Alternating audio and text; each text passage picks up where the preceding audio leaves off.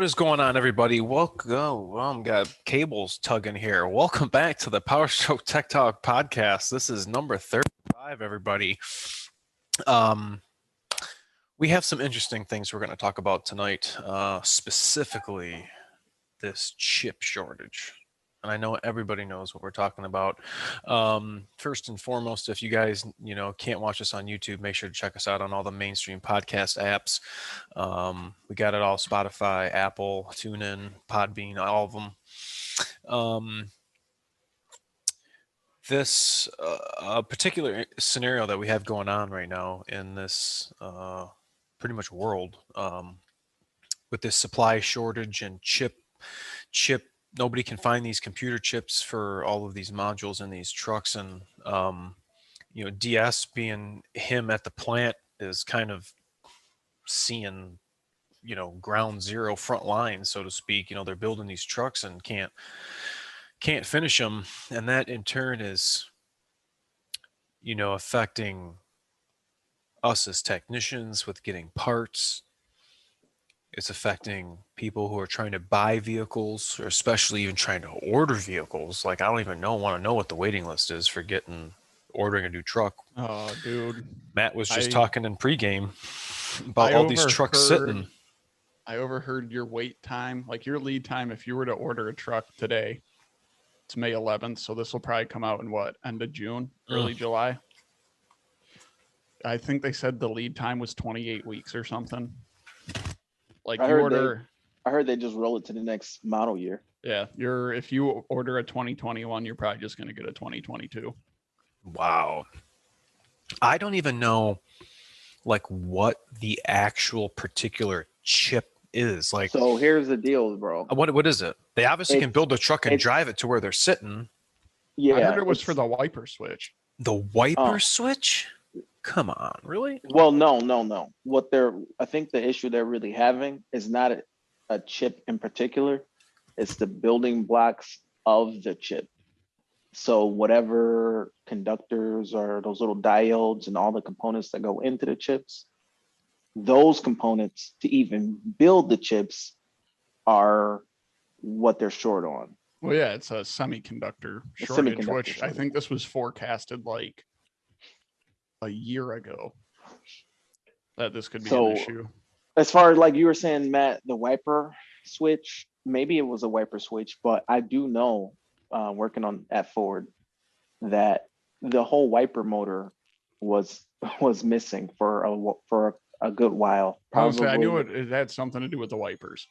I think they were out of wiper motors for like a good month, a solid month, no wiper motors, which is insane. Yeah. I mean, you see pictures of, where is it? Kentucky Speedway. They've got like 5,000 trucks just sitting in a lot right now. I mean, we were shipping trucks without like modules. I don't know all the modules, but it was a pretty serious one underneath the glove box in the new 2021 F-150s. And the truck would still run, but they just left the glove box off. They left stuff hanging a little bit, and they went and parked them. So the thing too, wondering is like, are they going to fix them in the parking lot, or are they going to have to throw them back on the line? Or no, they're going to have to fix those in the parking lot. I don't see them coming back to the plant, but the plant is already kind of clogged up with all the repairs. There's no way they're probably just fixing them. They're going to have Roush probably come out and fix them. Probably. Roush should get big retro on that. They're probably not using union workers to go out to those lots and fix them. They're all over. Probably not. I remember when like the 2019 Explorer debacle was happening with the Chicago plant. And it was like, I remember them. Dude, I will never forget this. What was that? What was wrong with those? Dude, all sorts of build quality issues. Like, you'd get in and freaking A pillars would be missing. There would be so here's the thing. All sorts of crap. Dude, there was hold on. I gotta tell you how bad this was. So, like I've said before, one of my coworkers' wives is like our office manager. So she gets a demo. And he was telling me she had just got her new Explorer. They were out at Sam's Club or something, and the thing just starts dumping coolant out of the rear of the vehicle. So first he thought, like, dang, did this thing lift ahead so bad that it's blowing coolant out the exhaust? Right. I'm like, I don't know. So he's got it up in the air and I'm looking up there and I'm like, these idiots put the hoses on for the rear heater and they didn't release the clips. They just shoved them on and let it go down the road. Yeah. It was like, are you kidding me? But it was like, dude, every Explorer we had come in had something wrong with them. You know, it's weird. That new Explorer, when it came out, it kind of set like the architecture for Ford vehicles. How, like, you know how you work on a vehicle and how everything is kind of similar, whether you go from model to model, they use kind of the same. Yeah. When the F-150 launched, that was a big thing. They said, we don't want another Chicago. And there was a bunch of meetings and all that. Like, you should just see, you'd be blown away how it falls on deaf ears. You're talking to union workers. We're sitting there. The one plant manager, you can't even hear her. We're all nodding our heads. Yeah. By the end of the conversation, she goes, nobody can hear me, can they?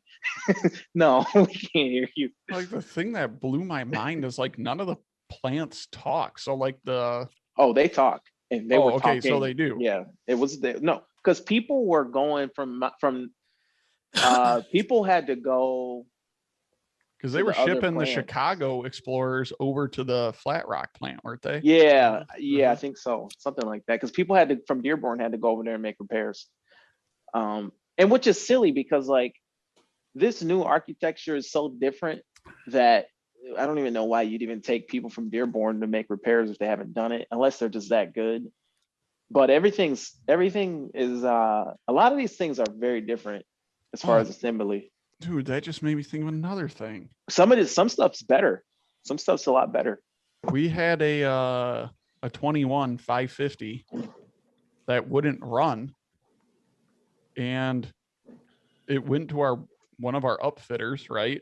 And they're like, yeah, we noticed the wires were kind of messed up by like where the crank sensor harness is, down by that little valve for the transcooler, right? So, you know, buddy that I work with goes to pull the crank sensor connector out and he's looking at it. And he's like, dude, this looks like someone just threw some tape on it and just kind of booged a repair together because they caught something on the line. And then, are you serious? Oh, dude, they totally like screwed that harness up on the line, threw some tape on it and just said, screw it. Wow. It ripped the pins out. I mean, why did they put tape on it? That's messed up. I don't know. I couldn't see our bodybuilder. You know, they got the truck and like they couldn't get it off the transport. You know, seeing the 21s though, being there for the launch of this, it's very different. Some of the stuff they really nailed it and made it better as far as assembly is concerned. And then some of the stuff is just unforeseen complications. But honestly, after building it for a couple of months now, I think 4 or 5 months, I don't know. It's a good vehicle. It's a really solid vehicle. Yeah, you know how they say don't buy the first year? I think if you can avoid the first year, not just maybe the first half of the first year is a little rough. Toward the end of that first year, it's getting better. It seems they used to iron stuff out. Yeah, they're ironing stuff out after about 4 or 5 months. They're starting to iron stuff out. It's starting to get pretty solid. The first ones though, ooh, yeah. Aaron, do you remember when all the aluminum trucks, the aluminum Super Duties came out and the coolant degas hose didn't have any paint marks on it? And by 2019, they'd have like 5 different paint marks to make sure those degas hoses were crimped. And they still leak. Every truck I see, push them together, grab my side cutter, squeeze them up real good. I literally was just talking about the same thing probably like an hour and 40 minutes ago with there you go, client. Ford. I just saved you guys however much money on all those trucks that I just crimped. But we're good in 2020 together. I don't know. Yeah, I haven't really had any issues with them, or at least how they definitely were, like what Matt's talking about. I think the only thing I've had to do with 2020s is our DPFs getting stolen. I've seen some melted T's on the crap. I can't remember where it's at now.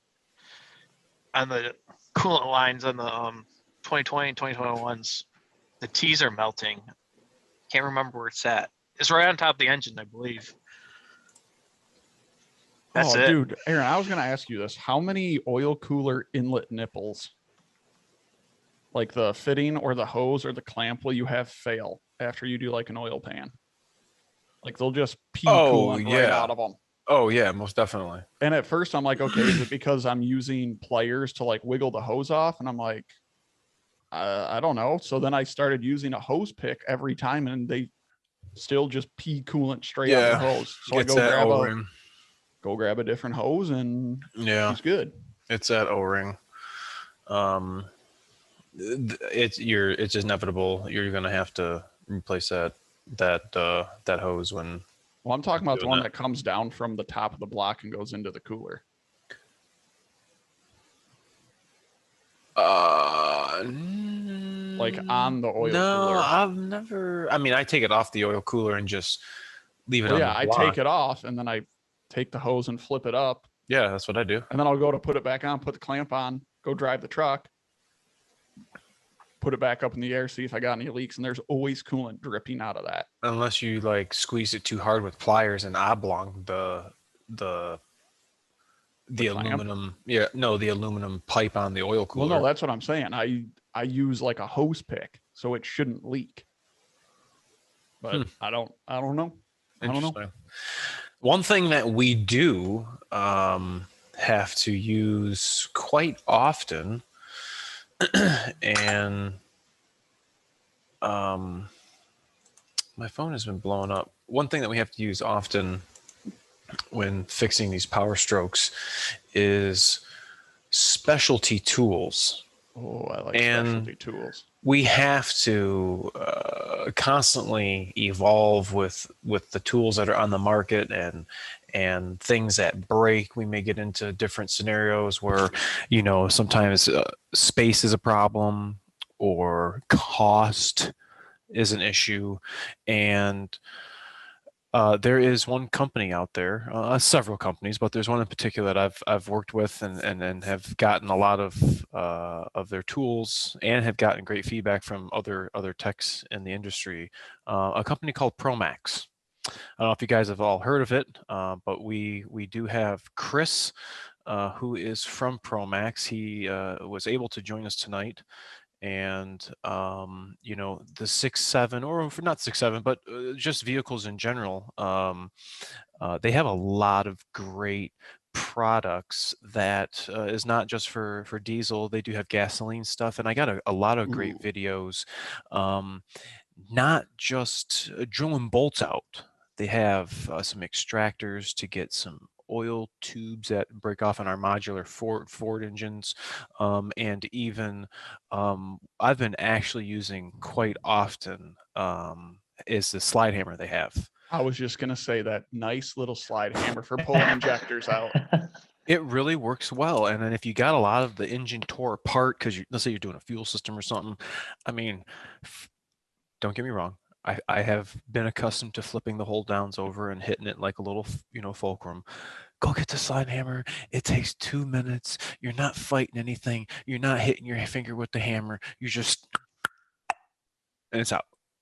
Yeah, I need to get one of those because I'll just take an old line, bend it over, grab my giant slide hammer, hook it under, and it's like every time our ProMaXX rep comes in, I'm like, can I just borrow that? Because I don't want to spend the money on it, but I really want it. Chris, are those a hot seller or what? Tell us what's I'll tell you what, man.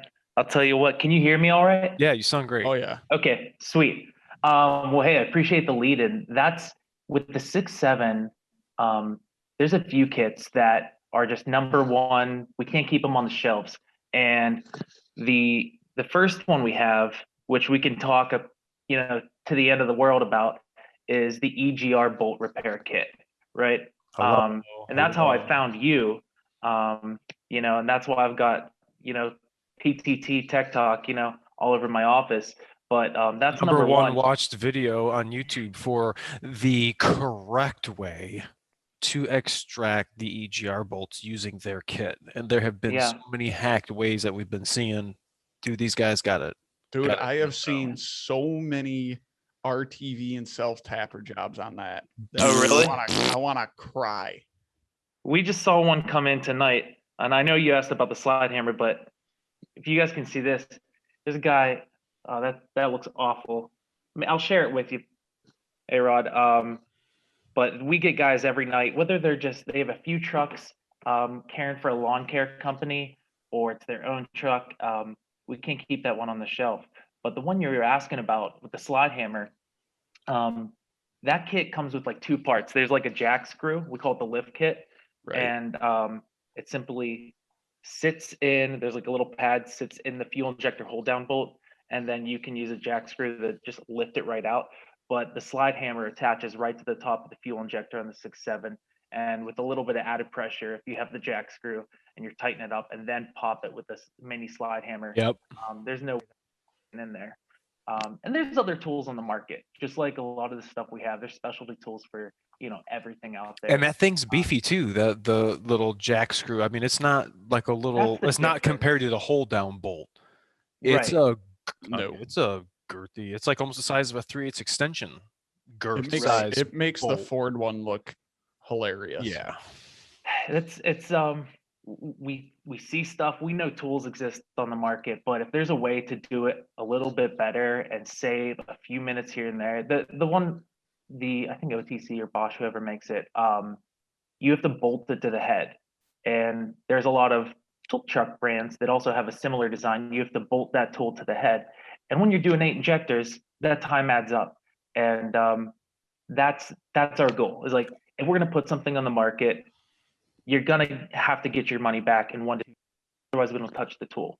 I think what ProMaXX, the entity itself, we were kind of talking about this in pregame, is Jeff's background and him actually being on our side of the fence, wrenching and knowing the struggles that we, oh, shit, oil pan bolt just broke. All right, well, what are you as a technician going to have to do to get this out? And I think, having that background, really helps, I guess, you guys think outside of the box, because And how did all this start? Like, how did you come across the idea to even start making these tools? Just the need, really. Yeah, probably. the background of it all. If you guys ever browse our catalog or check out the website, you'll see it that are named after people. And that's the really cool part of ProMaXX, is it all started with drilling out broken exhaust manifold bolts on Ford Modular, 4.6, 5.4, actually the 6.8 as well. And that Rocky it was kit. the jig. Yeah, Oh, Rocky. wow, yeah. Exhaust bolts on modular. It's evolved a lot over the years. Like the first one he rolled out a little over 10 years ago was like a little plate bolted up, and it had one bushing, and you drilled a pilot hole and then tapped in a easy out. And it's evolved so much that we tell guys not to even mess with easy outs anymore, because the risk involved with, like, even if you do everything right and your threads are looking perfect, breaking an easy out just sucks, and you're not going to have a productive job. So every kit we have for exhaust manifold bolts now, extractorless, and you can drill it all the way out, and it includes a tap to just chase the threads completely out. So that's where it started. Let me ask you this. You mentioned modular V8. Do you have anything for the spark plugs on the 5.4 when they were breaking inside of the head? Yeah, we have a kit for that too. Pretty beefy drill bit comes with it. Everything you should need. There's other stuff on the market. We totally see that. Popularity for that has definitely pulled back a bit. Spark plug issues on the modular, not as hot anymore. The two markets that we definitely have seen and we're really putting our eyeballs on is the 6.7 Powerstroke and 3.5 Eco Boost. Oh, okay. Yeah, What's breaking on the 3.5 Eco Boost? Tell them the big thing you guys got for the drivetrain, because I see so many people just go, whoa, and I'm so tired of hearing the air hammer. Oh, are Dude, you I'm so talking for tired. the He's talking about the puller. wheel bearing Yeah, puller? yeah. Dang. You This know, is that's this is slick. extremely popular. That's another one Really we can't slick. get on the shelves. It's called the Tommy Pro Kit, and we rolled it out for Ford Explorers first. And now it actually is we have a similar concept, different kit for Subarus, which are seeing the same issue. But yeah, for Ford Explorers, really started with police fleets. We're out of Pittsburgh, PA, and the way that Jeff and myself, we we get out in the field. We'll stop by shops randomly. We'll go to diesel shops, independent shops, and we just talk to guys and go, what's going on? And the funniest thing is, I roll in with Jeff one day, and if he ever rolls up on a shop that you're at, it's hilarious because he's in dress shoes, black dress pants, and like a white shirt, and I'm doing videos. Everyone's like, "Why is that guy wearing a white shirt? Swinging a wrench?" Right. So it's awesome though. He gets in there and has no fear. But we rolled into a Ford shop just north of Pittsburgh, and they had two rookies swinging back and forth on one of those hub smashers or whatever you want to call them. Yeah. And they just had two guys going back and forth on this thing, sweating and swearing. And I was like, that looks awful. Like, whew. So we go in, we talk to the service manager. We're BSing for a little bit, and like 30 minutes come back, they're still swinging at it, swearing at each other, calling each other. And they had almost flattened that steel bar into a pancake. And he looks at me, he goes, "There's got to be something better for this. There's got to be something better." So it had a few renditions, a lot of testing, but that's another one. It's just sweet. And surprisingly, it's popular in more than just the Northeast, where you have your corrosion and these things basically welding themselves. For the audience, those two who doesn't know dissimilar what metals. it is. It Yeah, it's don't the wheel come bearing out. hub. Yeah, I think it's Gen 2 and Gen 3 wheel bearings. They're the Preston type. They're bolted in. There's 4 bolts that go in, and these guys can't get them out. I mean, it's amazing how stuck these things are. That happened to me one time. I was a young guy working on an old POS. It was like an Oldsmobile, but it had like aluminum. I think it had like I don't know, dissimilar metals. Yeah, and I'm trying to do like a hub bearing replacement. You take off the 4 bolts on the back, and then you try to take off the hub bearing, and it wouldn't come off. And I went to Harbor Freight and bought a big hydraulic puller, and was pulling on it, and it wasn't happening. Ended up having to take it into a shop and get help. And they ended up having big torches and stuff that got it off, but I was so embarrassed, man. I was so It's embarrassed. amazing when those things finally break free. It sounds like a bomb going off. When they finally just like can separate, everyone. I just remember there was an old timer. He just like, "You gotta heat it and beat it and repeat it." And it's like, oh, I was just so embarrassed. Hey, she can't stuck if she's liquid. She can't stuck if she's liquid. Yeah, exactly. That's the best. I would like to see how because you're talking about a puller that can get that off. Yeah, it's a cool I would concept. like to see how it looks. Don't you got like a little clip video or something on the website or something? Yeah, and we have a lot of user videos coming in from the field as well. Maybe I can share one here sometime. But the concept is, okay. Yeah, it's Arod. It's on our website in the Tommy, but our YouTube channel has it too. So is it hydraulic? Is it a screw type? Is it what? Yeah, great question. What it does, it essentially, you knock out the studs on the wheel bearing hub itself, and it bolts onto those studs. You bolt it on, all right? And then it has 3 push rods which go through those stud holes and press against the back plate and the knuckle. And then a center forcing screw basically draws 2 plates together, and it will pull it out. And it's a giant, I say, ½ inch. So let's see here if I can. It's an incredible amount of power. And the only time we've ever had this tool fail in the field is when guys don't grease it. They put it in dry and it just like, they bang on it and the whole thing seizes up. Yeah, no, you can't do that. Man, who made this video? It's sweet. Wow, look at that. Okay, I want to see the puller. So what year would this be? With Explorers, Can you guys see that? Yeah. 15 through, I mean, older than that. Like how old? with Explorers, Sledgehammers! it's, this guy's hilarious. He's cracking me up. That's funny. Yeah. Because he's cutting his studs there, huh? Yeah, he cut his studs out because some of them, with the way the knuckle is, you can't just pop them out with a hammer. Oh, because they're too long, or? Because the plate, the knuckle behind it is, they're too long. Yep. There's our guy Jeff. I need to get some ProMaXX stickers from you guys. Oh boy. Look at that. That is so smart. Dude, that's I like that. Now, a lot of guys have their method, and I say, hell yeah, we're not here to take away. If you got a method, it's working safely. It's safe for you, it's safe for the repair. You're not jacking anything else up. Do it. If it works, it works. And some guys use that screw method where they'll put in a screw and a nut and work both sides back and forth to try to walk this bearing out. I have with that is you're walking in a press fit, precision fit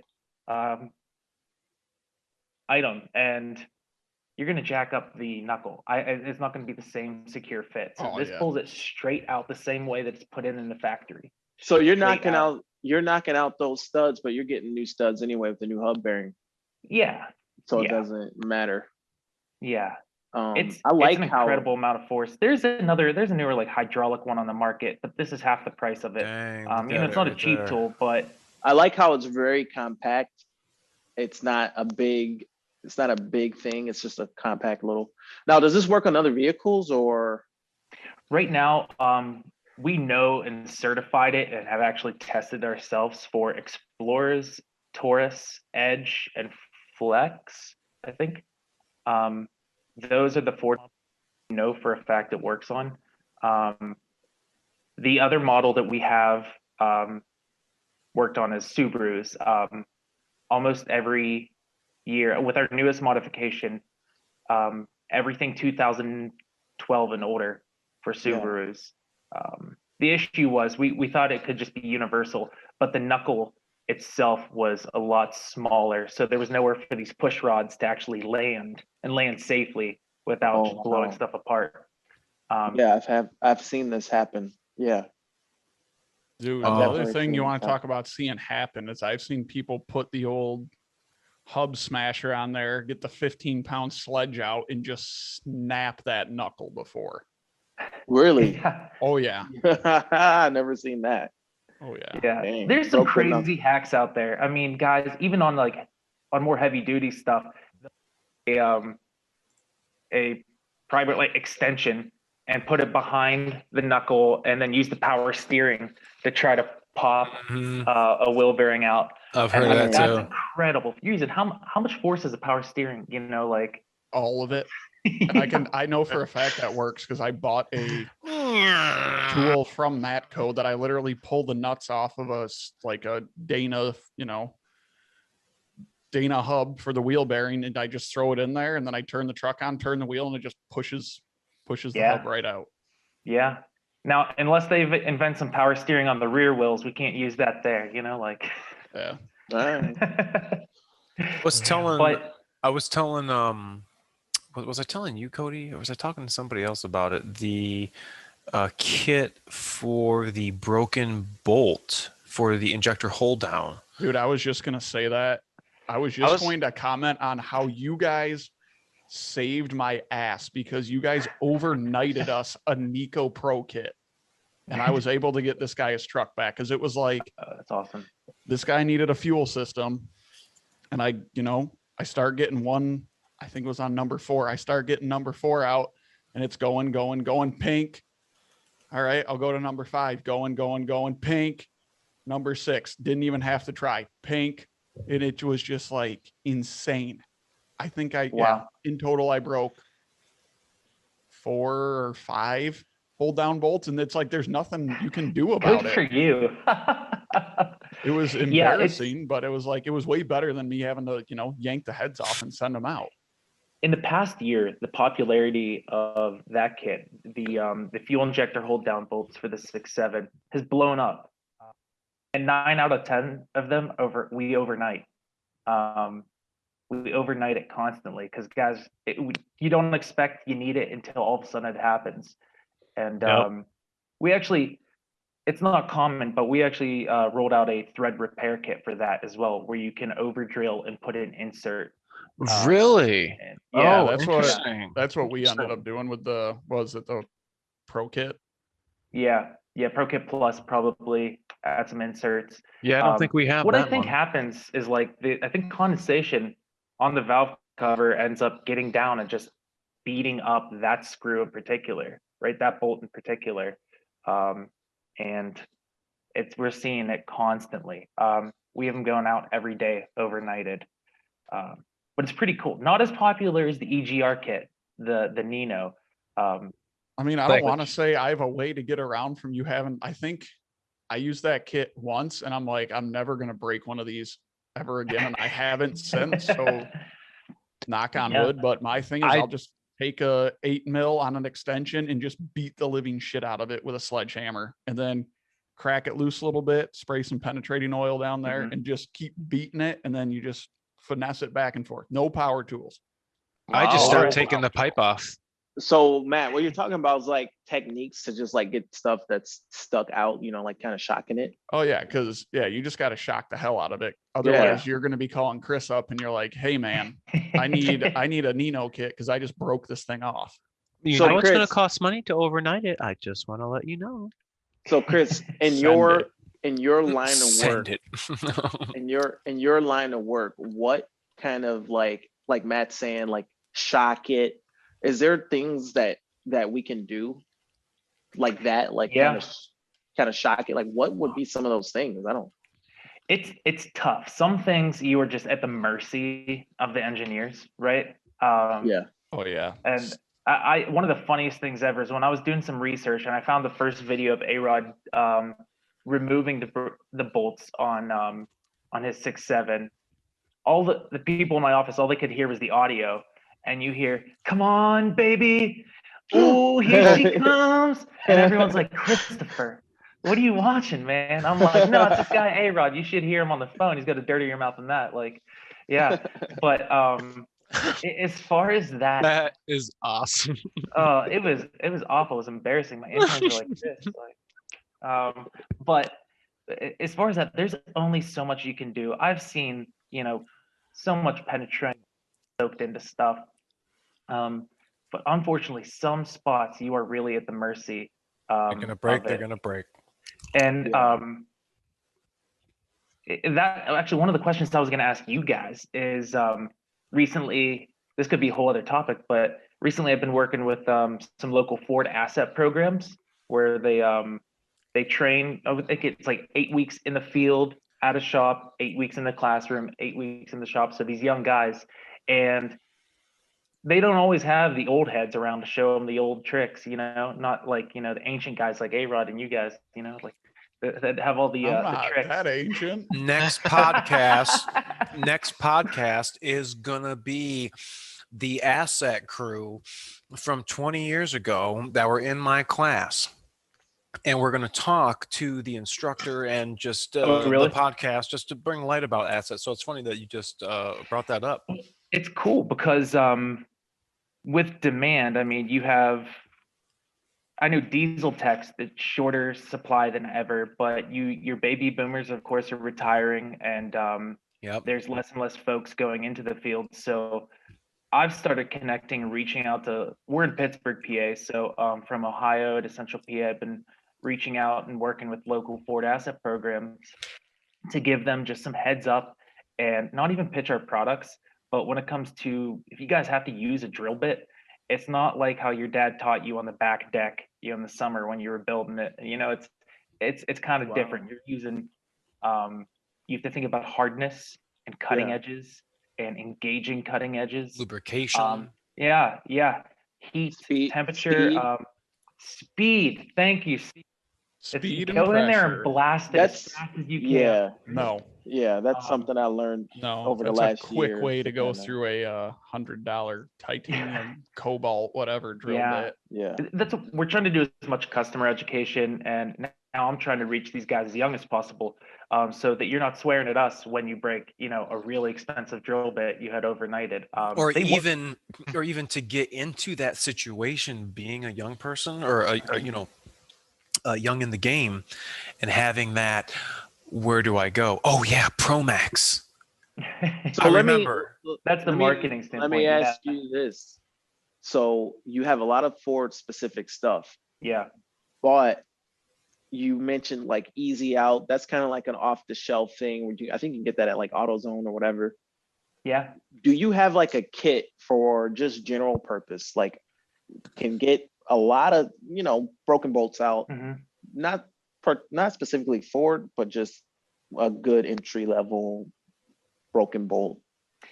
Entry level, I mean, there is no universal kit just yet, and that's because engines are getting smaller and smaller, and every case isn't the same. If you're working on a Hemi or something like that, chances are you can probably back that bolt out. And I mean, hell, a lot of guys have a lot of success welding a nut on and twisting it out. And Right. if that works, cool. We're not going to compete with that. Right. But the most adaptable thing that we have on the market, it's a kit we call Bullet. It's actually named after like Steve McQueen's Mustang, I think, and back in the day. And it's adaptable. It's any linear bolt pattern where they're straight in a line. It has moving carriages, so you can kind of like replicate and then line them up that way. But Yeah. unfortunately, if you're working on any sort of GM or the EcoBoost, those bolt patterns aren't linear at all. It looks like a block of Swiss cheese, the side of that cylinder head. So the best kit, if you're young tech, is our Rocky Pro Kit, because it's going to get you on the 4.6, the 5.4, and the V10. Mm-hmm. That's been the bread and butter for years. But isn't That there one that's V10. got the diesel one on there too? Or is that It still the Rocky? does. Yeah, that's the Rocky 2 kit, or we have Oh, one that yeah. yeah, that's So you've got a keep kit saying- that covers a wide range of Ford vehicles. yeah. There's Yeah. so the Rocky 2 kit does 5.4, 4.6, 6.8, and then it does the 6.0 and the 6.4 Powerstroke. I That's have, a pretty, it lines that's a you up pretty for that. solid kit. I have the And you- 6.4 one. That's hold on. You got the Y pipe one? Yeah, don't tell me. Nino? No. Close. Not the Nico. Female name, What is it? Rosina. Oh, I would have not got that. Yeah. Oh, come on. So the funny thing is, I'll give you guys a quick backstory, and I'd have Jeff here, but the guy's on the road constantly. We can't keep him in the office because he loves doing research. He loves being in the field and talking to you guys. And he's heading out the first thing in the morning tomorrow. But all of those kits are named after his family. He's got like 10 siblings, and That's so awesome. he started naming them one after another after another. And so there's no shortage of names. But yeah, the 6.4 wide pipe, that one is actually completely extractorless. You drill it all the way out. Don't use an easy out.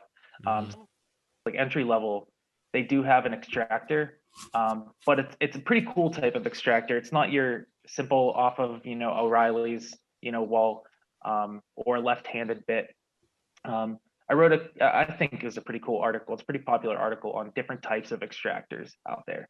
And the only one we recommend, it's like a straight spline, and it has a turn nut on it that moves. And so that way, if you drill your pilot hole and you pop this spline in, you hammer the spline in, you can put this turn nut as low as possible against the cylinder head, so that you don't have all that torque on the actual spline of the extractor, which can break.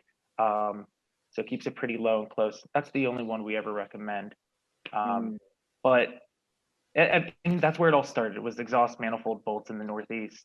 The one thing I remember getting when I got my Rocky 2 kit was, so if you had, well, I guess not if you had, you could have retrofit it, but I got the special quarter drive air ratchet with that little Chuck. red pink cap that goes on it, so you could actually like put your hand against the head or a pry bar against the frame, to drill up in You got there. one of those. Yeah, well, that was one of the first kits I bought, but I also got, it's like, well, shoot, it's like I really need this 90-degree. I could put a drill bit on my 1/4-inch ratchet. I'm like, I might as well, it's like at the time, it's like, what do you don't have, do I buy a 90-degree air drill, or do I get this high RPM 1/4-inch air ratchet, which it was kind of stubby. I mean, what's it, like this big?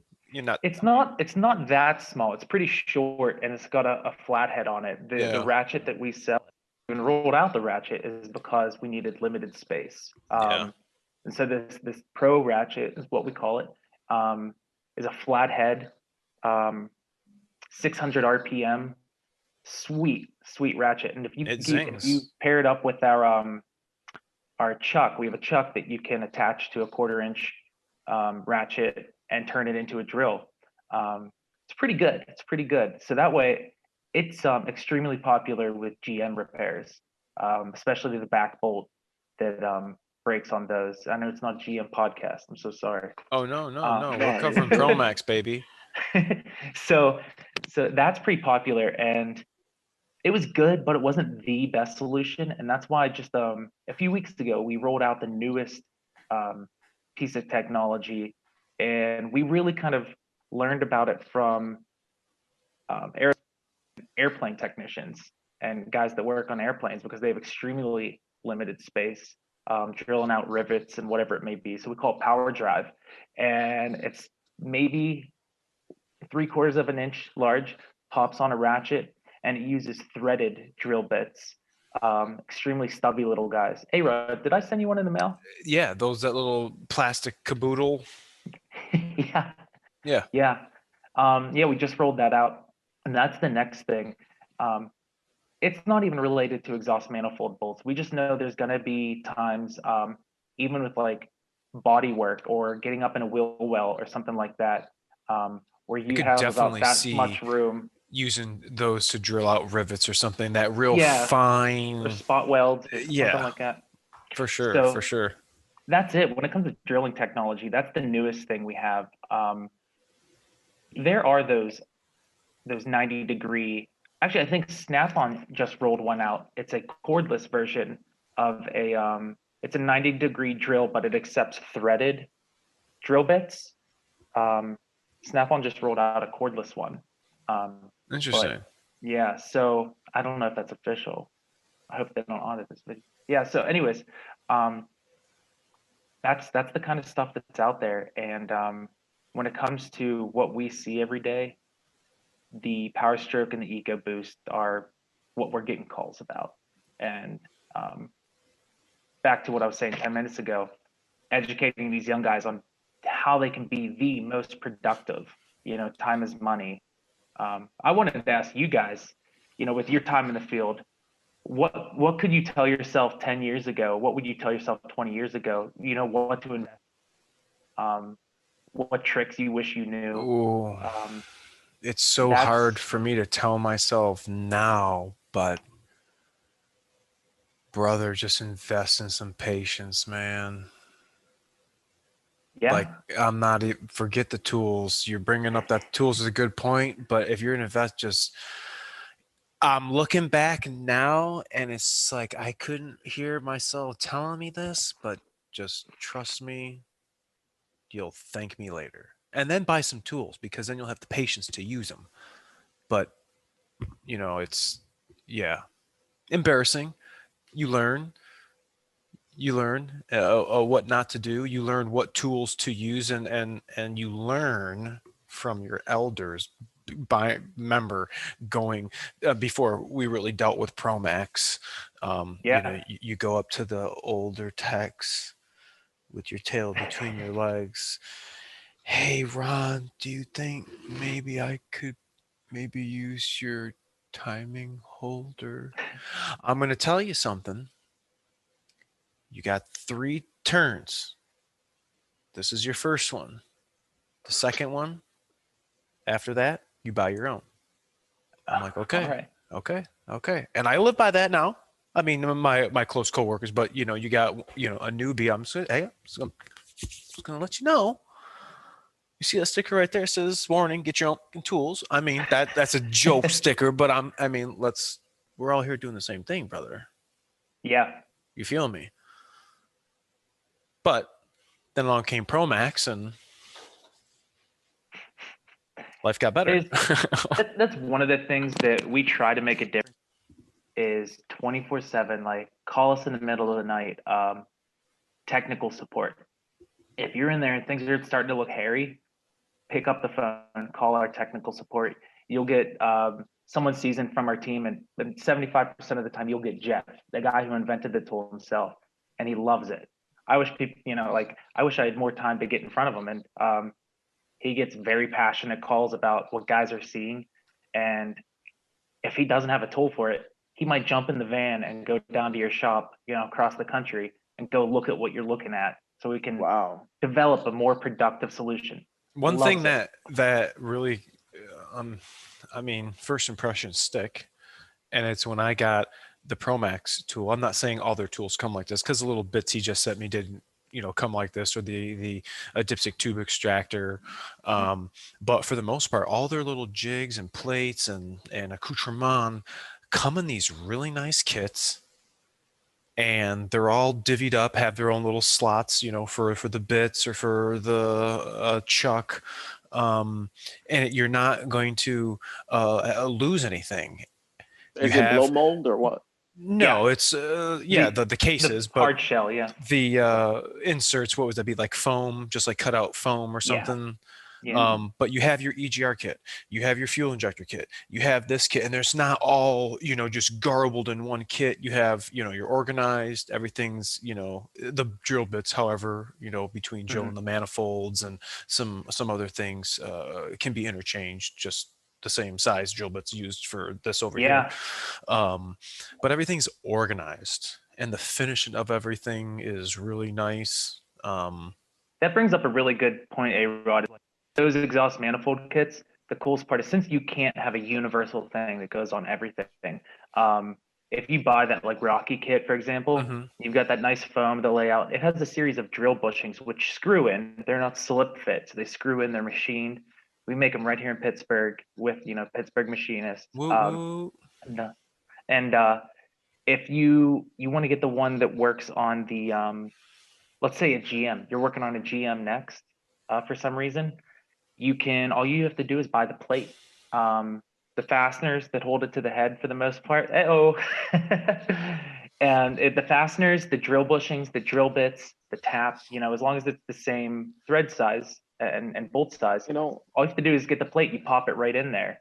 So we're trying to save some money that way. And that's cool. I do remember when I had a GMC Sierra, I do remember the rear exhaust manifold had a broken stud. Yeah. So is that what you were talking about? Yeah, that one is a monster to get to. That's why we have that Pro Chuck, is because every little millimeter you can get. So you've got something for that rear GM. Man, that was horrible. It's like I didn't think I would ever fix that, and I ended up selling it. Yeah, sell the car, get rid of that problem. It was a good truck. It was getting kind of up there in miles, but it was a 6-liter push rod, so it was kind of simple. But yeah, that exhaust. But you know what? The Ford, I had a Ford recently last year, and it was like the same thing, or they were broken in the back. So I wish I would have known, because I would have definitely ordered that kit and done it, but I didn't even know. Well, hey, Arod can give you my info if you see one. Message. Let's see. Yeah, because they all break on the 5.4s. Yeah, the they all break. The V10s. But I guess they're done making it, right? So it's the 7.3 now. That doesn't matter. We're doing exhaust manifolds on school buses every single day. Yeah, I think we probably put an order into you guys like once a week, once every 2 weeks for bushings and drill bits and inserts, whatever it is. Now, I may be a fool for asking this because I haven't been on the website in a minute, but Do we have a kit for the 6.7 when they have broken exhaust manifold studs? Yeah, we do. It's not really that popular. Really? Okay. It's called the Payton Pro Kit, but it's Same it's for the setup, 6.7. plate, bushing. Yep. Da da da da da. It's got a weird shape to it. Like a lot of them do. We try to make them as lightweight as possible and maneuverable. I am fully aware there are other drill kits, drill guides on the market. Can you show us, Arod? Yeah. Pull that up. Because I'm trying to envision this it's plate like- bushing stuff. Yeah, there's other ones like the Yeah. Lyles are cheaper and you can get them anywhere, but You said it, man, not me. All right. it's an all-inclusive package. You have What did I've you call seen that. that? The You have Payton? you have the Yeah, right size Payton. drill bits, you have the right size bushings, you have bushings so you know it's going to go in square. Is that on the Mhm. YouTube channel? It's it's not on our YouTube channel. okay. I'll I go to can't the find anyone website. to make a video of it. Yeah, it's on ProMaXXTool.com. But yeah, it's Whoa. like as a tech, you can't not use the product because you've got the cutter to make it nice and square on top. You know It goes what? in straight. I would love your feedback on that. It's hard. It's a hard concept. The Pro Cutter that we have.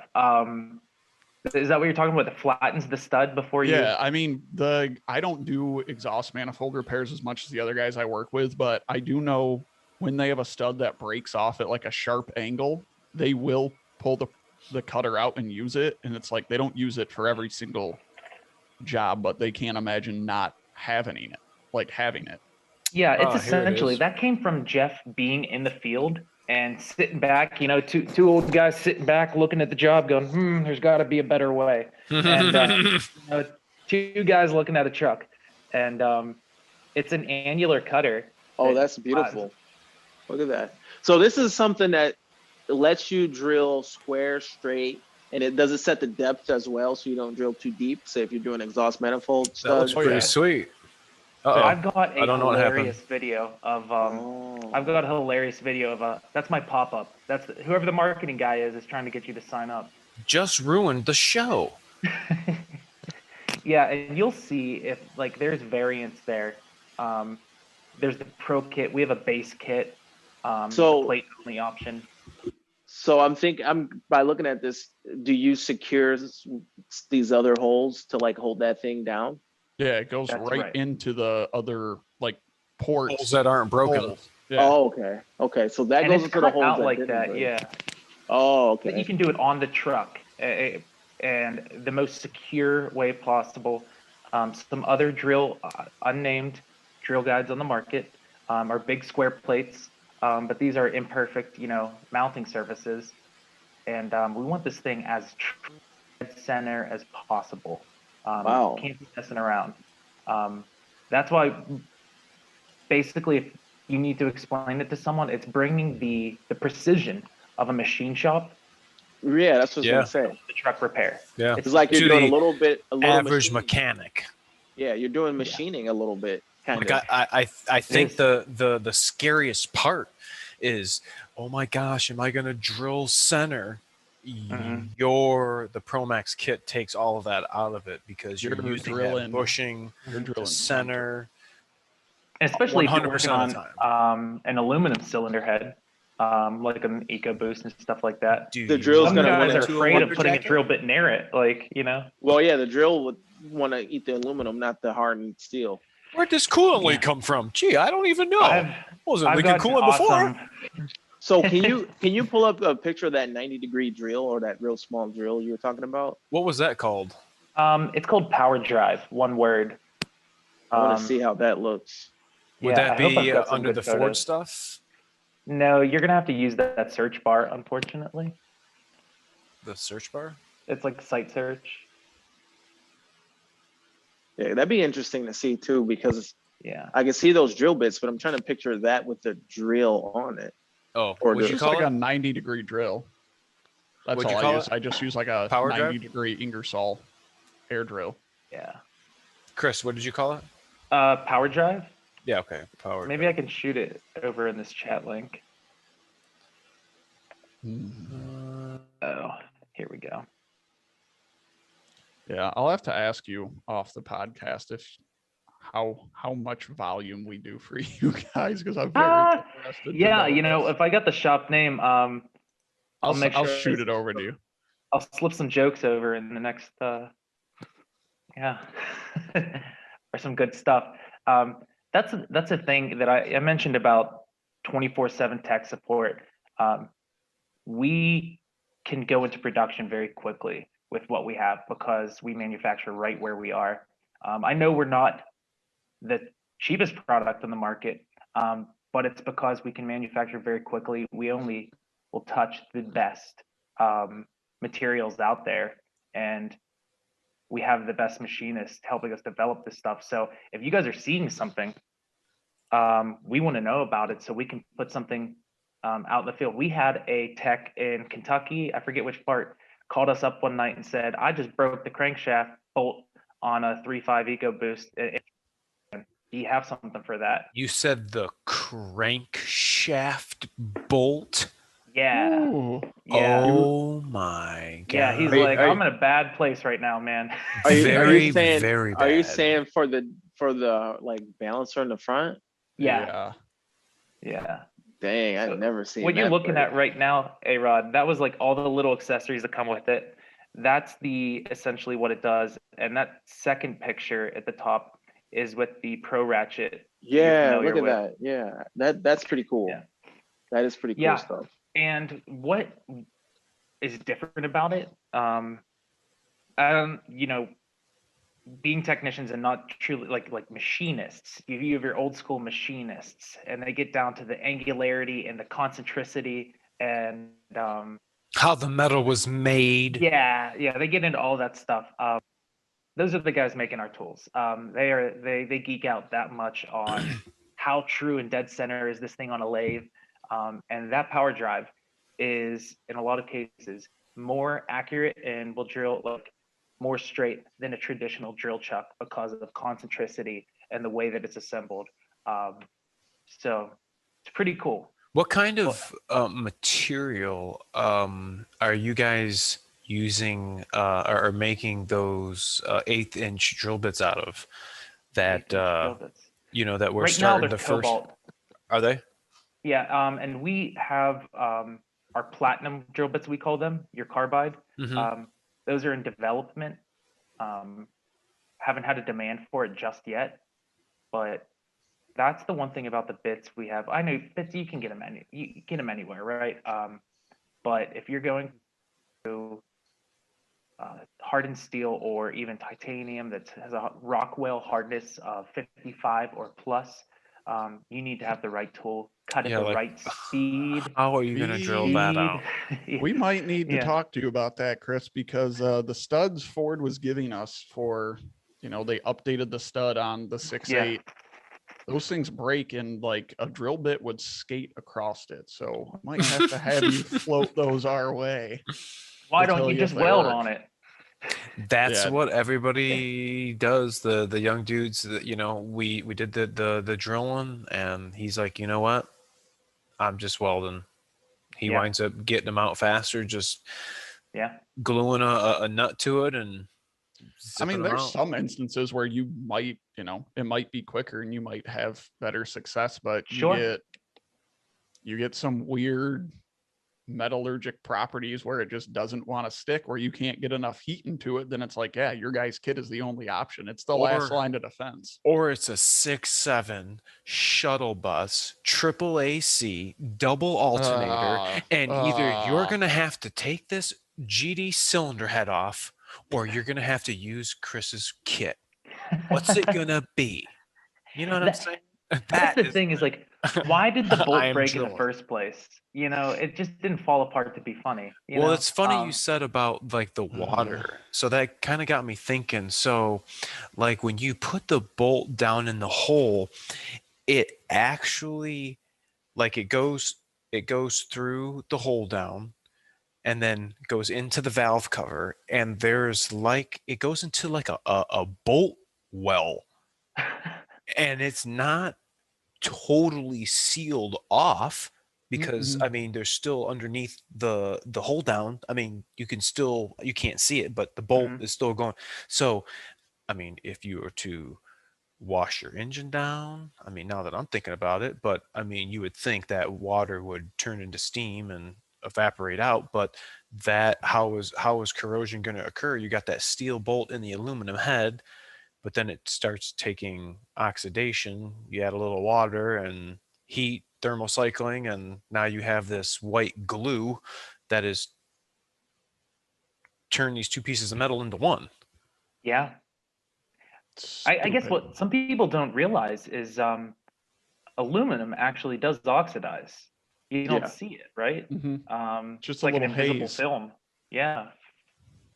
Yeah. So that, I mean, it happens. And my point to it all is like, why did that bolt break? And yeah, welding it and just twisting it out does work a lot of the times. Hell, I've seen guys use like a chisel to turn it out. Like, but if those threads are jacked up, or if it wasn't torqued correctly, bolts are at their nature elastic, right? They stretch like under load. That's what torque is, right?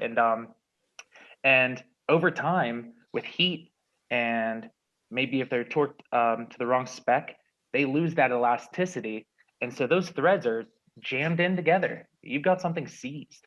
So that's where it's unfortunate, and it happens a lot because guys going with the ugga, and you know, that's what happens. Yeah, if you're gonna pull off EGR 2 bolts on a 6.7, I better not see a power tool in your hand. I'm gonna slap you because you're gonna snap that off. Thought of a Cody's shaking his head. Cody knows it. That happened to him the first time. He's like, I got my 8mm and my brand new SnapOn impact. Zinc. Got my brand new SnapOn impact. I don't play around with SnapOn Milwaukee only. Regardless. Hey. I never use impacts on it because I learned from the 35-year Master Tech. Don't touch it with an impact gun. Yeah, that's what my Croyle told me. Croyle and beat the shit out of it before you even touch it. Well, here's the deal. He was gonna beat the shit out of me if I put an impact on those bolts. I'm with you, Matt. Though I like to do the shock method where you hit it, and then the shock hit. And then I've had a good success by just putting a wrench, ratchet, whatever it is you're taking off, and then just taking a hammer and just tapping it loose, just on the end of the wrench slowly. If it budges a little, then I'll work it back and forth a little bit before I go full. Because sometimes you'll get it loose and then you'll keep turning it and it'll tighten back up and break. So I'll just go back and forth as it starts moving. You'd be surprised how much convincing with a sledgehammer, how far that can get you in life. Exactly, yeah.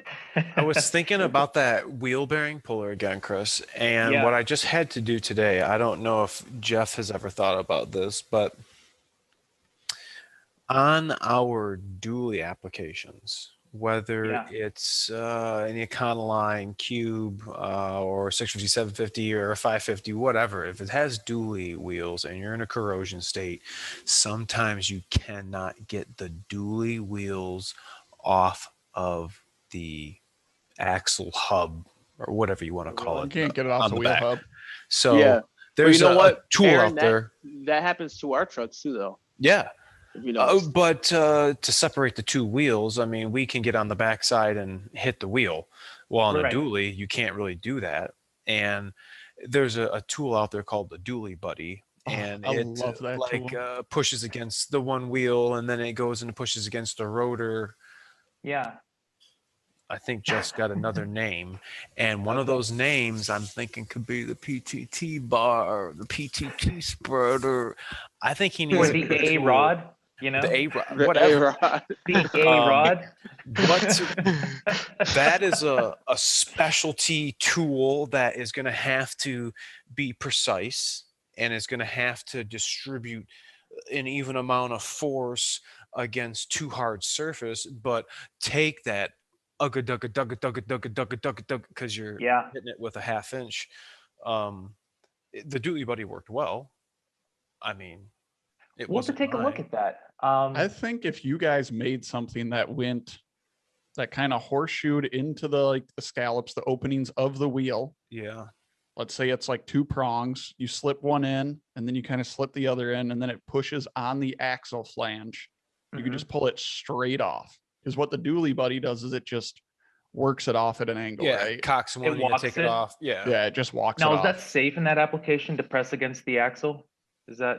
That's Well, you'd what I actually don't. press against the rotor to get okay. the inside Yeah. one off, but to get the outside one off, it pushes against the inside wheel. Yeah, And then once you like, get the outside one off, then you can go against the rotor on the inside and then walk that off, like Matt was saying. Get the one side, Yeah. it pops, take it Yeah. off, put it on this side, pop that side off, and I mean, I have seen that. I've Hopefully. seen videos of that go bad where someone has cracked a rotor using that because they put Man. way too much force on it.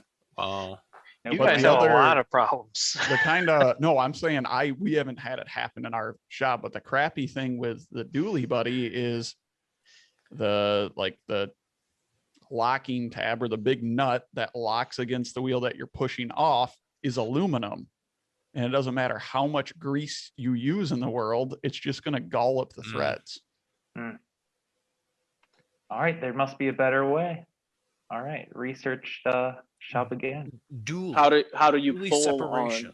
How do you pull on those wheels? That's a big, a big size. It seems like you need something big to get on there somehow. Oh yeah, I mean the threads of this thing are like yay big. They're pretty big. Aaron's gonna pull up the dually buddy. Then you guys are gonna come up with a better option. I hear a bunch of northern problems. Right. That they This are. stuff doesn't happen down here. That's one of the Cody- funniest things is when I run our Facebook ads and stuff like that, promoting new products, and these fights that start in the comment sections Oh my gosh, are dude. just like, If I need a good giggle, I go to your guys' Facebook page Oh and my all God. the comments are like, well, just don't break it. yeah, Just- or just just weld don't it buy out. a Ford. All Yeah. right, Oh yeah, we get it. that one. You know what? Technicians are each You the don't have to smartest tell guy in the me. world. I deal with it every Tuesday, Or you could just, Friday, Sunday. So it's amazing what I see in there. Some guys have great ideas, great suggestions. Others are the smartest guy in the world. It's Yeah, that's just. He has a patch right here next to his pocket protector that says certified keyboard warrior, right? Like right here. And wears Oh my it proud. yeah, these guys will research each other. They'll see in the comment section, be like, that guy's comment, he was in California. Yeah, bring that up here to New York, man. Like, and they get in these Oh my fights, God. and it's amazing. It's all about helping and development of ProMaXX, the company, the tools. They're all here and designed to help us technicians finish the job and ultimately get the customer back on the road. And that's the same thing I'm doing with my videos. And just like Chris is talking about, these guys are going back and forth, and it's like, you guys are all missing the point. I know you all have your opinions, but crying out loud, this is what we're here to do is help. And somebody's asking a legitimate question on Facebook, or maybe just got a new diesel, and like the guy's just asking a question. What is with what really? What's wrong with society, people? My favorite ones are when they say, that won't work. And the guys are like, well, you just watched a video of it working. So it's like, are you sure? Well, that's because that was in a controlled environment with no corrosion. And you guys are experts, and you tried it 50 different times until you got it to work. It's like, no. That was the small print and the fine warning asterisk italicized at the end of the comment, or at the end of the advertisement, meant something changed. Yeah. Arod, to your point though, one of the things that Jeff has started talking to these Ford Asset kids about is profitability, and like trying to teach them how to be profitable at work, what to charge the customer, when it's a good time to use a specialty tool, how to beat that book time, how to look at a book time and how to beat it. And being profitable and efficient at work is going to make your career much more enjoyable, much more successful. Your wife's going to be pissed at you less, maybe. I don't know. Like there was, when I think back, there was no, it's like if I had like a seminar that you could go to, we'll feed you lunch, we're just giving you the lowdown. Like, I think I would have went and just, somebody would have I don't remember being told if I wasn't listening, but it's like, oh, okay, all right, have like a general outline of maybe what to expect. You're not being thrown to the wolves, so to speak. Like, okay, all right, oh, check this off. Okay, yeah, make sure to pay attention for this, or have, like I was talking to Cody about some diagnostics, going over the internet, and I'm telling this guy, I can show you this roadmap. I'm gonna draw the line for you to follow, but I can't make you follow that line. Like, it's up to you to do this. Like, I can't make you, you know what I mean? So like, I get when addressing the statement of profitability, it really comes down to these asset kids and this generation. Dude, you either got it or you don't. Yeah. It really is. If you want to be somebody, you want to be a technician, you want to be a senior master technician, or do you want to be living in your mommy and daddy's basement for the rest of your life? What do you want to do? That is the reality of it, because you're not going to do anything else. There's no reason. I mean, it is what it is. People are going to say what they want to say, but there's no reason you need to go get some 4-year degree and this piece of paper to say that you're smart. It's not what is driving the world, and trades. People don't want to do a trade anymore. They just want to do nothing and expect the money to just roll in, and that's not how it works. It's not how it's worked for centuries before this. Decades before this. You have to work in order to make money, and trades is how it's dying. Yeah. Well, there's that one episode. Go ahead, man. Sorry. I want to throw this at you though. Have you ever seen back in the day, or maybe even still today, a young guy coming in who maybe is going through school, or maybe it's an asset program, maybe it's community college route, and it seems like no matter what he does, and specifically when it comes to mechanic work, it seems like he just doesn't have it. Like, I've seen that for sure. That's kind of the danger with tech schools, though. Yeah, it's like, just because you go to tech school, that doesn't mean you're gonna get it. Well, yeah, you've got some recruiter coming into a school or wherever, and they're like, "Yeah, you can make 150 grand a year wrenching on cars." They and hear it's about like, the money. That's maybe one guy in a dealership doing that, and I don't want to tell you humping. Yeah, I don't want to tell you how he does it, but he's got source. There's something about working on vehicles that you just can't teach in school. You either got it or you don't. You either got it or you don't. And a lot of people that got it, they knew from a young age. And they'll be in school and they'll be sitting there thinking like, dude, I already know. I know most of this stuff. I'll probably learn 2 things. Like, if you played with Legos, then you're going to be good. Yeah. If you did not play with Legos, brother, you are fucked. Do you think some of that comes from maybe having like a mentor at a young age? Like someone that really took you under their wing? Oh yeah. Probably. My dad was a motorcycle mechanic, so I mean, it kind of just rolled on to the family. I don't know where I came from, because my dad was an attorney and my mom was a child psychologist. But it comes from the upbringing. Lorraine, if you ever have a child like that, I'm going to disown you. What happened with me is I didn't think my parents were going to really get me a vehicle, and I got left with an old POS in the garage that didn't run. And I went out there, and I would never forget turning them the wrench for the first time and just busting my knuckles. I remember learning lefty loosey out there by myself. I mean, Dad didn't teach me that. I had to figure that out. Which way I had to figure out the first bolt to turn loose, and I just figured it step by step from probably from like 16 or 17 on up. But I was playing with Legos, big time Legos. Never forget the Big day you time on my discovered a list. cheater bar and how great they are. You're right. You're Oh, just. yeah, I never dude. forget that stuff. What? Figuring it out. What Where did science this? is Yeah, this? right. But I figured it out. I was figuring this stuff out from like 16. I think my son, he's not gonna know where he learned this stuff because he's 2 and he's doing stuff. So Yeah. he's not gonna know where he got it from. But I remember everything. I think it remember also everything. drives just human nature of just self gratification, not self gratification, instant gratification, because you have, this truck coming in, doesn't start, it's blowed up or whatever the problem is. And then, you feel good about the repair, it's diagnosed, you got no other issues. You see the truck leave and drive off, the customer's happy, you got paid, the shop got paid, all parties are happy, and the job's done, the customer's happy, and that truck's, back on the road. I think that,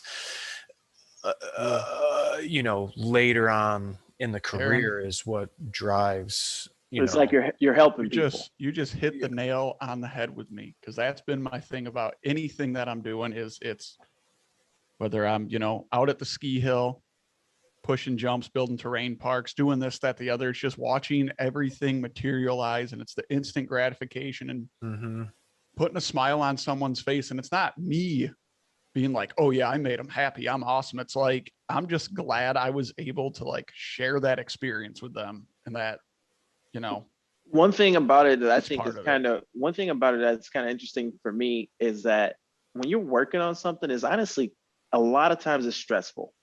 It's not easy. It's not always fun. It's something about when you finish and it's a struggle.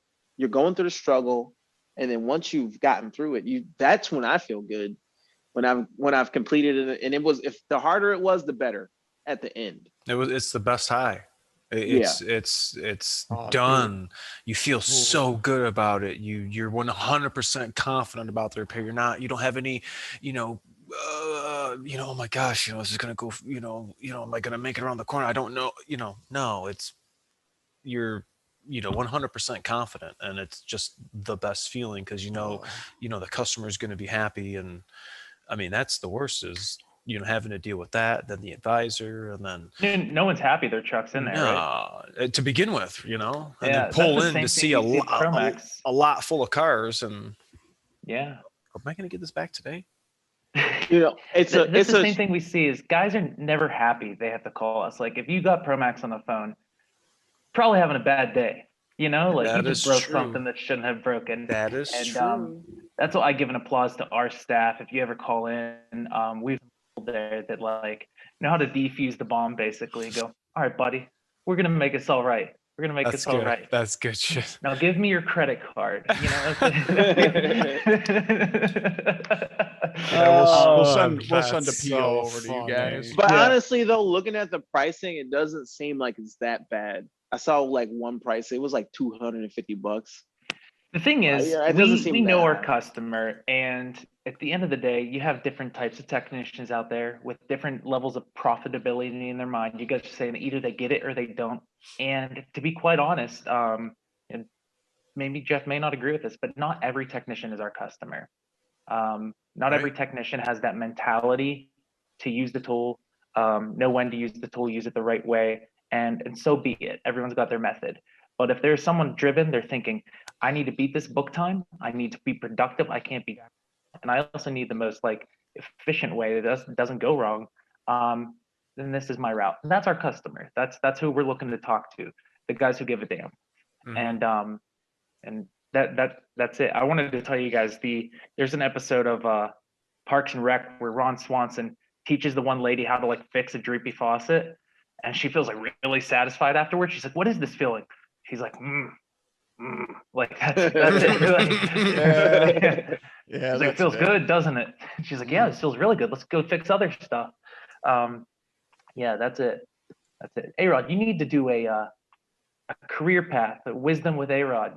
Like that's your next talk track. Yeah, so good idea. That is next week. I have, like I said, my classmate, who is now teaching the asset class. He sat ahead of me. I remember kicking his seat,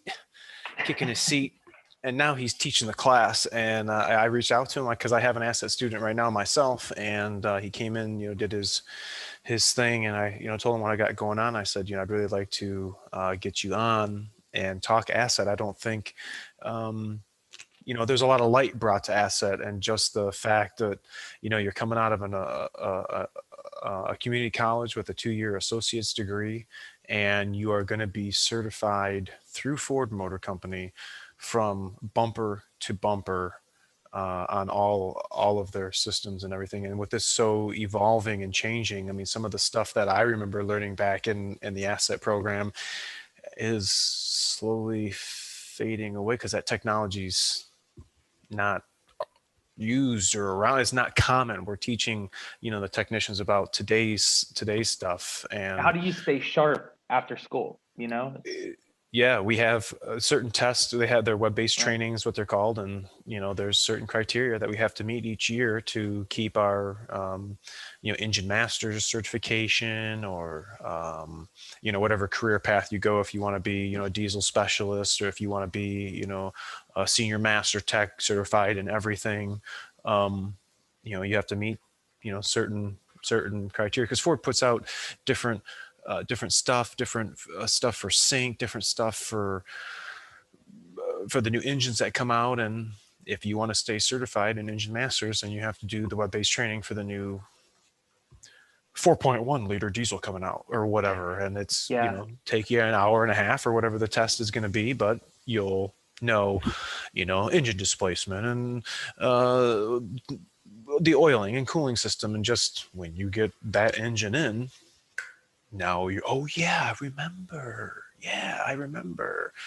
So I really wish I got into something like that through Ford or whatever, because I just went through the general education route, and I went to like Macomb Community College and I took engine building, transmission building, front end suspension, driveline. That was a good class, but most of those teachers were full of it. I had like one good teacher. The trans teacher was full of it. The engine teacher was good, but engine building, he was even saying, like, if you're in engine building, you're not gonna make no money. Who's building engines? You know what I mean? Yeah, those guys who really are passionate and right, racers and all that. I will say though, there probably was an avenue for engine building, but I'd love, like, if I had a short block or a long block 6.7 and it had to be built in fuel system and turbo, put everything on, I would love to just have the job where all I had to do was just maintain 110% quality on every engine I was building. I just hate taking the things in and out, taking the cam off and doing all, just give me an engine, give me all the parts, and I'm going to give you I was correctly running. I was learning how to do the machining and how to measure the bore and the plastic gauge. And you don't need that. Honestly, it was boring, to be Couple ugga-duggas.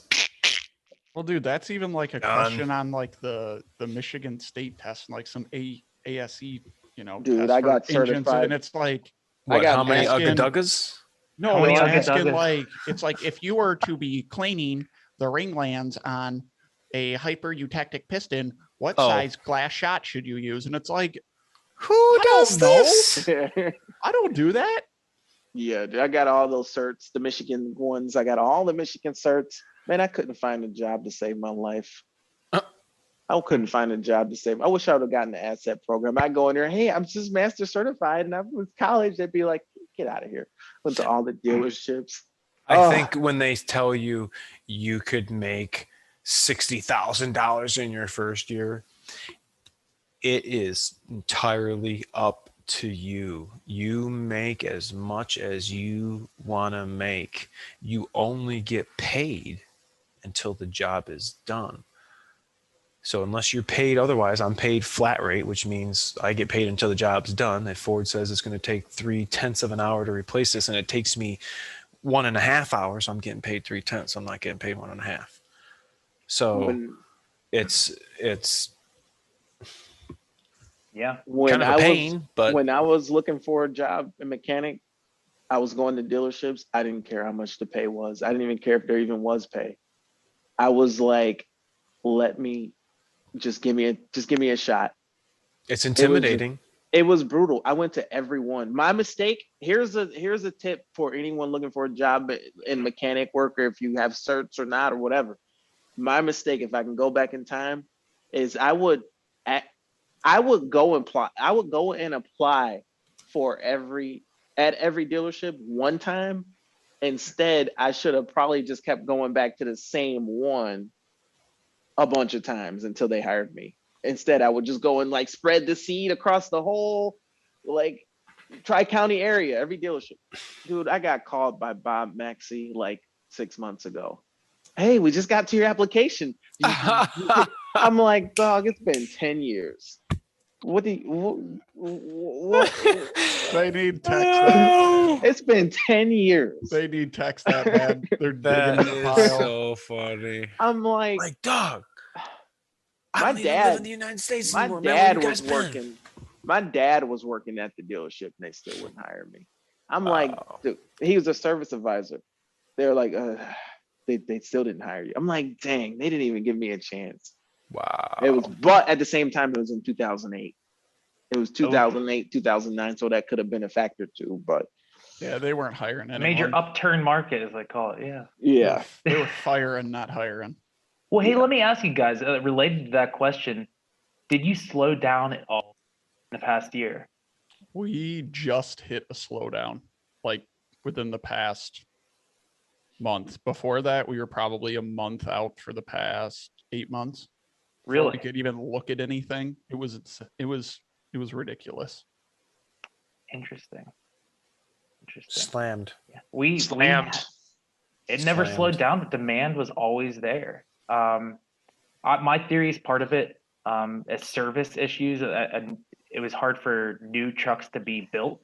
Especially we rolled out some tools for Class 8, Mack, Volvo, and they had some production issues and supply shortages and service and supply chain issues. And so new trucks weren't getting built. So service was number one. And That's interesting. yeah. Yes. The service was up and up and up. And actually, the number of recalls and things that exist never had a slow moment. Trucks need to be fixed. Yeah. And that's interesting because an older vehicle for your market, vehicles that are getting up there in age and might have some corrosion under the hood or whatever, that's going to create more of a market share for you because instead of trading that in and whatever, that's like, let's fix more vehicles.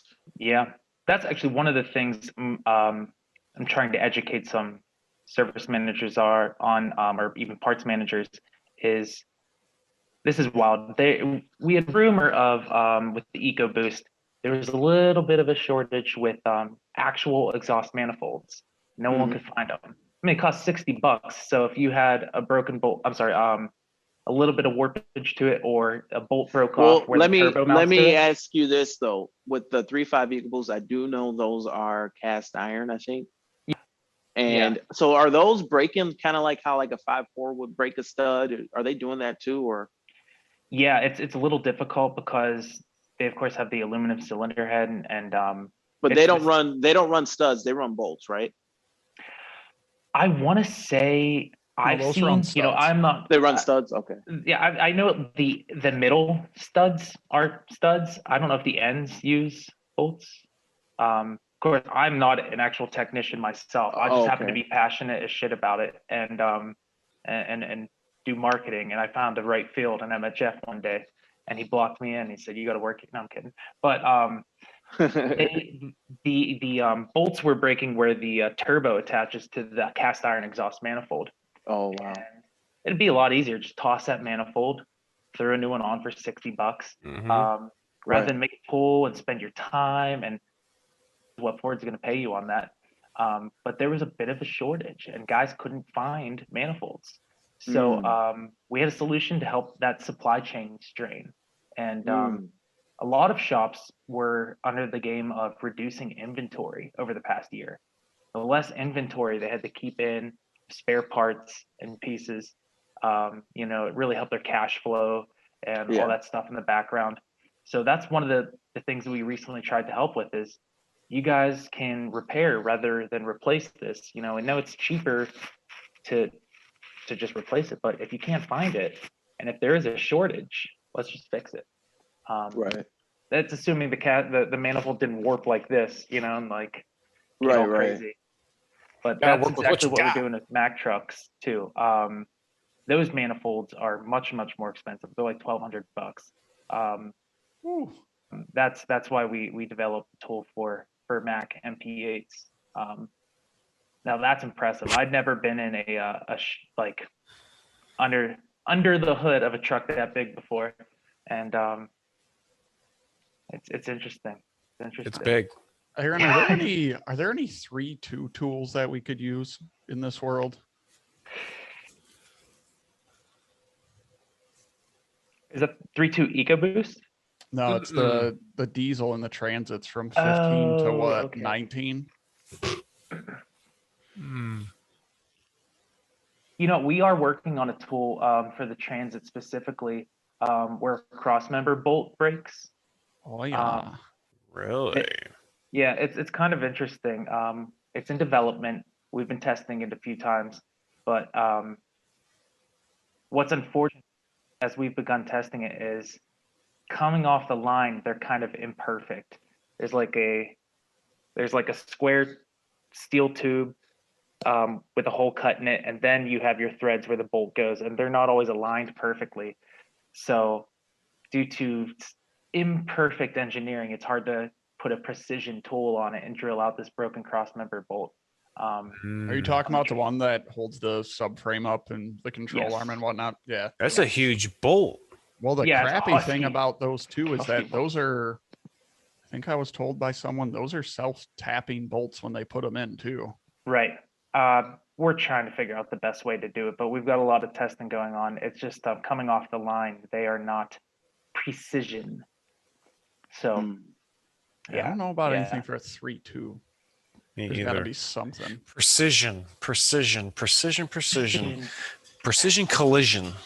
Garage looks like precision collision. Precision stuff, precision trucks, precision tools.